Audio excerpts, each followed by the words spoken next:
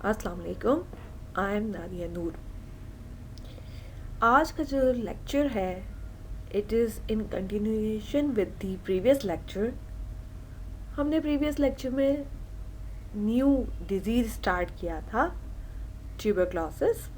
आज के इस लेक्चर में हम ट्यूबरक्लोसिस की पैथोजेनेसिस डिस्कस करेंगे, और पैथोजेनेसिस से पहले हम माइकोबैक्टीरियम ट्यूबरक्लोसिस के विरुलेंस फैक्टर्स को डिस्कस करेंगे in detail. Cell wall constituents. अगर हम माइकोबैक्टीरियम ट्यूबरक्लोसिस की सेल वॉल को देखें तो हमें नज़र आता है ये बहुत कॉम्प्लेक्स है, और इसमें लिपिड्स जो हैं वो बहुत ज़्यादा कॉन्सेंट्रेशन में मौजूद है in the form of mycolic acid, in the form of lipoarabinomannan, और इसके साथ साथ प्रोटीन भी मौजूद है और पेप्टाइडोग्लाइकन भी। अगर हम सेल वॉल की कॉम्पोजिशन देखें तो हमें ये नज़र आता है कि up to 50% of the dry weight of the cell envelope is made up of lipids, और ये ख़ास किस्म के लिपिड्स हैं जो कि अल्फ़ा ब्रांच्ड लिपिड हैं and they are the long chain fatty acids. तकरीबन C65 से लेकर 95 की चेन है, and that specific lipid is known as mycolic acid.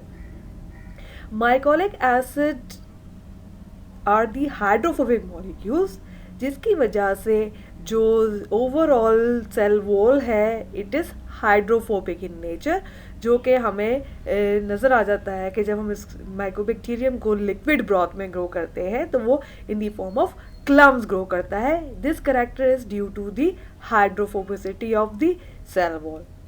इसके अलावा जो माइकोलिक एसिड है they are the important virulence factor. Virulence factor ऐसे है कि they probably prevent the attack of mycobacteria by different enzymes and oxygen radicals।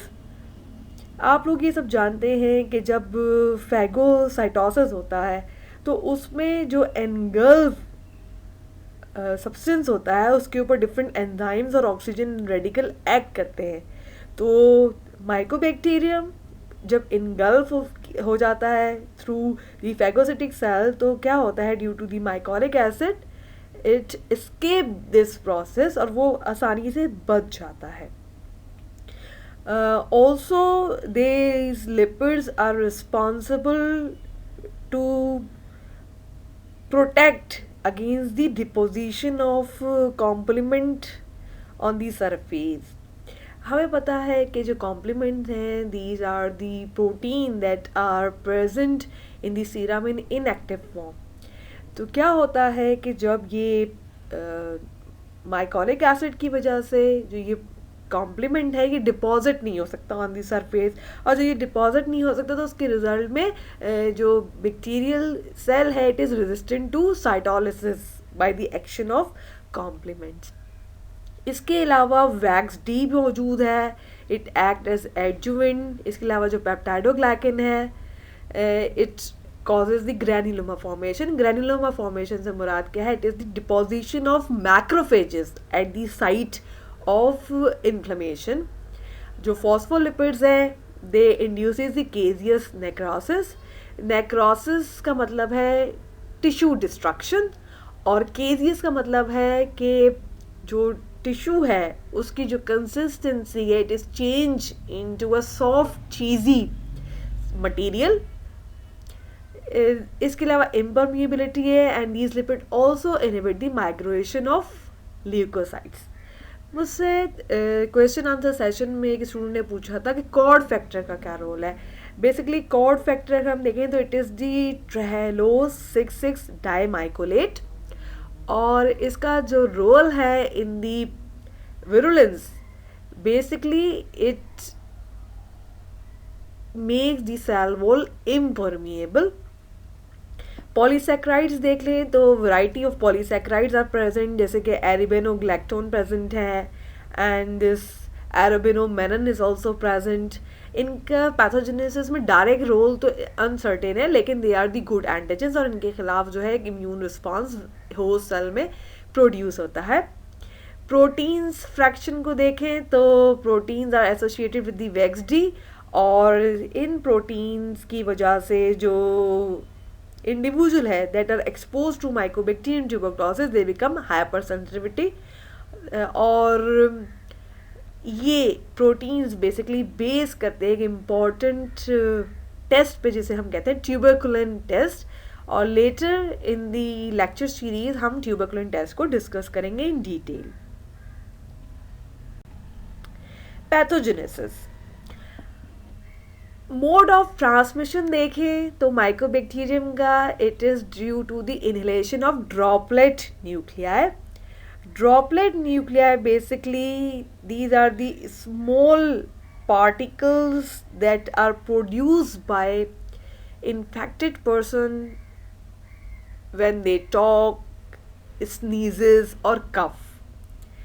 इसके नतीजे में छोटे छोटे जो एरोजोल्स हैं they are spread into the environment, और जब ये एरोजोल्स इन्वायरमेंट में इंट्रोड्यूस होते हैं they are around 25 micrometre in size, और ग्रेजुअली जब इसमें से वाटर कंटेंट रिमूव हो जाता है तो they become smaller in size. तो वो ड्रॉपलेट न्यूक्लियाई जिनका जो साइज 5 माइक्रोमीटर से कम होता है they can be inhaled and can reach alveoli. जब ऐसे ड्रॉपलेट न्यूक्लियाई जिसके अंदर माइकोबैक्टीरियम प्रेजेंट है जब ये एल्वुलाई में पहुंच जाते हैं तो this is the place where organism can be grown, क्योंकि this is the oxygen rich environment, और हमें पता है कि mycobacterium tuberculosis is aerobic organism. जो इन्फेक्शियस डोज चाहिए, जो ससेप्टेबल इंडिविजुअल में इन्फेक्शन इनिशिएट कर सकती है, this is very small, only 10 bacilli can initiate infection। disease production जो है वो basically depend करता है upon the virulence of the organism and immunity of the host।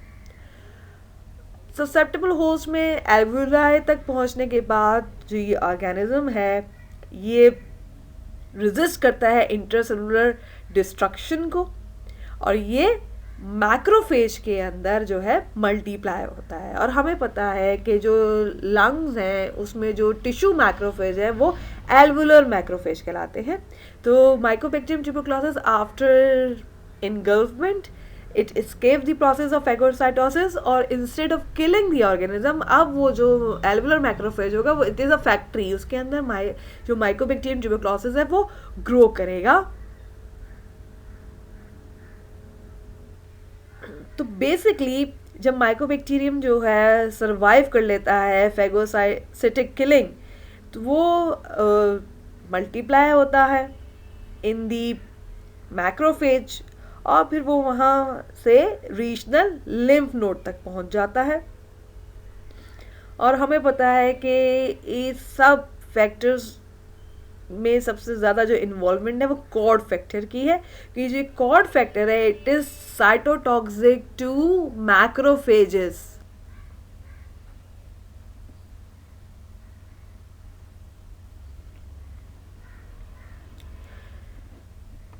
Mycobacterium की मल्टीप्लिकेशन की वजह से दो तरह के लीजन्स फॉर्म होते हैं, एक एक्सुडेटिव टाइप होते हैं और दूसरी productive type. Exudative type of lesions जो हैं वो उन इंडिविजुअल्स में फॉर्म होते हैं जो माइकोबैक्टीरियम ट्यूबरक्लोसिस से फर्स्ट टाइम एक्सपोज हुए हों, और after inhalation of the droplet nuclei settle हो जाता है mycobacterium in the alveolar region, और वहाँ पे जो है वो ये एल्वुलाई के अंदर मल्टीप्लाई होता है। बैक्टीरिया की मल्टीप्लिकेशन की रिजल्ट में जो होस्ट है उसका इम्यून सिस्टम एक्टिवेट होता है, वो साइटोकाइंस और लिम्फोकाइन रिलीज करता है, जिसकी वजह से मोनोसाइट और मैक्रोफेजेस जो हैं वो एक्टिवेट हो जाते हैं। ऑल्दो ये मैक्रोफेज एक्टिवेट हो गए, लेकिन हमें ये भी पता है कि जो माइकोबैक्टीरियम ट्यूबरक्लोसिस है उसके पास एक ख़ास मैकेनिज्म है जिसके थ्रू वो एस्केप कर लेता है इस फैगोसाइटोसिस के प्रोसेस में। इसके नतीजे में होता क्या है कि जो ये मैक्रोफेजेस हैं ये एक्टिवेट तो हो चुके हैं, इनके अंदर सारे एंजाइम्स और ये सब सिंथेसाइज हो रहे हैं, लेकिन they are unable to kill the mycobacteria, तो ये इनफेक्टिव हो जाते हैं, जिसकी वजह से they are converted into epithelioid cell, यानी कि बहुत सारे मैक्रोफेजेस जो हैं वो कंबाइन हो जाते हैं, उनके अंदर एक्टिव एंजाइम प्रोडक्शन हो रही होती है, लेकिन जो माइकोबैक्टीरिया है वो किल नहीं हो रहा होता। तो this is the typical lesion that is form. और ये जो एक्सुडेटिव लीजन है basically they are form due to the acute inflammatory reaction, और क्योंकि इसमें सेल्स हैं, उन सेल्स की डिस्ट्रक्शन भी हो रही है, तो इसकी वजह से उसमें एडिमा फ्लूइड भी डेवलप हो जाता है। इसमें पॉलीमॉर्फ यानी कि न्यूट्रोफिल्स मौजूद होते हैं, फिर लेटर मोनोसाइट आ जाते हैं that will surround the Mycobacterium tuberculosis. इसके नतीजे में क्या है कि जो एल्वुलर वॉल है वो थिक हो जाती है, और इस लीजन को अगर हम देखें, अगर हम लंग का एक्सरे देखें तो उसमें हमें डार्क पैचेस नजर आएंगे that resembles a bacterial pneumonia. ये जो एक्सुडेटिव टाइप ऑफ लीजन है इसका फेट क्या है, या तो अगर इम्यून सिस्टम होस्ट का माइकोबैक्टीरियम को लिमिट करने में कामयाब हो जाता है तो इसकी रेजोल्यूशन हो जाएगी, ये सारा जो एक्सुडेट है, जो फ्लूइड है, ये एब्जॉर्ब हो जाएगा और हील हो जाएगा। लेकिन अगर होस्ट सेल नाकाम रहता है माइकोबैक्टीरिया को लिमिट करने में तो क्या होता है, it would lead to massive necrosis, यानी कि बहुत ज़्यादा टिश्यू डिस्ट्रक्शन होगी और it will be converted into second type of lesion जिन्हें हम प्रोडक्टिव लीजन कहते हैं। प्रोडक्टिव लीजन में जब ये कन्वर्ट होता है तो ये वो फेज़ है कि जब जो पेशेंट है it become sensitive to tubercle proteins, और अगर हम इस फेज़ पे इंडिविजुअल का टेस्ट करेंगे तो वो इंडिविजुअल ट्यूबरकुलिन टेस्ट पॉजिटिव होगा।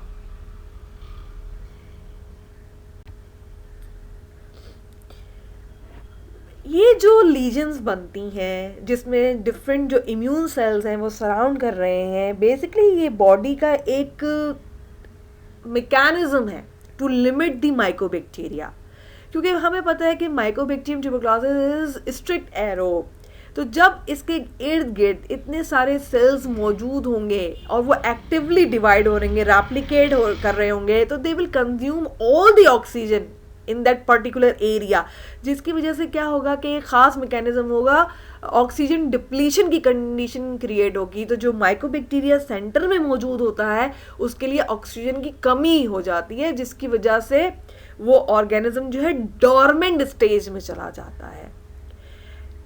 इसी वजह से ये जो डोरमेंट माइकोबैक्टीरिया हैं, ये जो है इनकी जो अंदर क्या होता है, एक ख़ास कैरेक्टर डेवलप होता है कि दे प्रोड्यूसेस ग्रैन्यूल्स, लिपिड ग्रैन्यूल्स ये अपने अंदर एक्यूमुलेट कर लेते हैं, जिससे ये जो है ऑक्सीजन की कमी को फेस कर सकते हैं और ये डोरमेंट स्टेट में चले जाते हैं। तो जो प्रोडक्टिव टाइप ऑफ लीजन है, जब एक्सुडेटिव लीजन हील नहीं होती and it is converted to productive type, तो प्रोडक्टिव टाइप ऑफ लीजन अगर हम देखें तो ये उन इंडिविजुअल्स में बनती हैं जिनमें जो माइकोबैक्टीरियम ट्यूबरक्लोसिस है वो सेकेंड टाइम इन्फेक्शन कर रहा हो, या जो एक्सुडेटिव है वो लीजन है वो हील नहीं हुई हो और वो कन्वर्ट हो गई हो into productive type of lesion. इस लीजन का एक खास कैरेक्टरिस्टिक है, it is also known as the chronic granuloma. इसके 3 जोन्स होते हैं। सेंट्रल जो एरिया है उसमें आपको मल्टी न्यूक्लिएटेड जॉइंट सेल दिखाएंगे जिसके अंदर माइकोबैक्टीरियम ट्यूबरक्लोसिस मौजूद है। ये बेसिकली वो मैक्रोफेजेस हैं जिन्होंने इनगल्फ किया हुआ होता है माइकोबैक्टीरियम ट्यूबरक्लोसिस को, and they were unable to digest the mycobacterium, क्योंकि माइकोबैक्टीरियम ट्यूबरक्लोसिस ने जो है जो एस्केप कर लिया होता है इंट्रासेलुलर किलिंग को। फिर इसका जो मिड जोन है इसमें एपिथेलॉइड सेल्स होते हैं जो अरेंज हुए हुए होते हैं। इसके साथ साथ जो सराउंडिंग यानी कि जो आउटर मोस्ट लेयर है, it consist of the spindle shape cell जिनको हम कहते हैं फिब्रोब्लास्ट, और लिम्फोसाइट्स मौजूद होते हैं और मोनोसाइट। ये करेक्टरिस्टिक अपीयरेंस है प्रोडक्टिव टाइप ऑफ लीजन की। ये जो लीजन होता है ये या तो क्या हील कर जाता है या ये it is converted into a caseous substance. Caseous मैंने आपको बताया था, it is the conversion of the tissue into a cheesy substance, और उसमें फिर एक्टिव डिस्ट्रक्शन हो रही होती है सेंटर में। तो this is known as the caseation necrosis. और ये जो टिपिकल लीजन है इसको हम ट्यूबरकल कहते हैं, जिसके अंदर ये 3 वाज़े जोन मौजूद हैं। और ये इसी वजह से माइकोबैक्टीरियम ट्यूबरक्लोसिस का जो नाम है, इसको हम कॉमन नेम इसको हम ट्यूबरकल बैसिलाई भी कहते हैं। अब ये जो केजियस ट्यूबरकल बना है अल्टीमेटली या तो ये पूरा का पूरा ड्रेन हो जाएगा इनटू दी ब्रोंकस, सारे जो इसके कंटेंट हैं वो रिलीज हो जाएंगे इनटू दी ब्रोंकस, और ये स्प्यूटम के थ्रू बाहर आ जाएगा और लंग में कैविटी बना लेगा, या फिर ये हील हो जाएगा थ्रू हार्डनिंग एंड कैल्सिफिकेशन,